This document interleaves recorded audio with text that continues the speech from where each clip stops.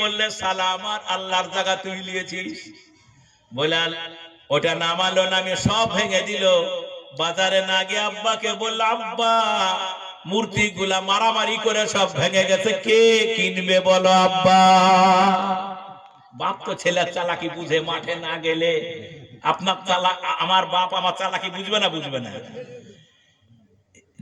ইব্রাহিমের আব্বা বুঝে গেল এই বেটা বদমাশি করে। সেই দিন থেকে বাপ ইব্রাহিমের বিরুদ্ধে হয়ে গেল। ঈমান এমন একটা জিনিস, বাপের সাথেও বন্ধুত্ব থাকবে না। ঈমান এমন একটা জিনিস, নিজের স্ত্রীর সাথেও বন্ধুত্ব থাকবে না।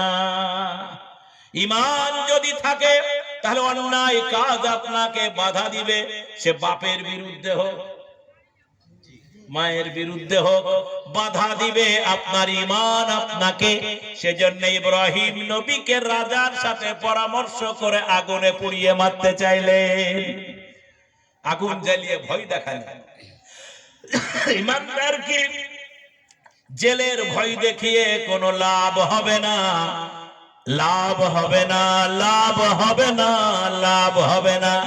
40 দিন আগুন জ্বালালো, জ্বালিয়ে সে আগুনের মধ্যে ইব্রাহিম নবীকে ফেলাতে গেল। ইব্রাহিম বলছে আমার আল্লাহ আছে, আমার রক্ষা করবে।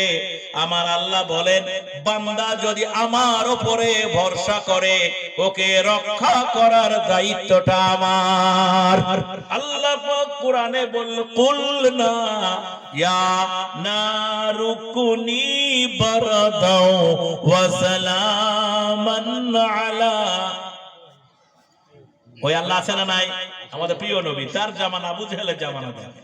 তাই পৃথিবীতে এখন অনেক দেশ, সমস্ত দেশ চাইছে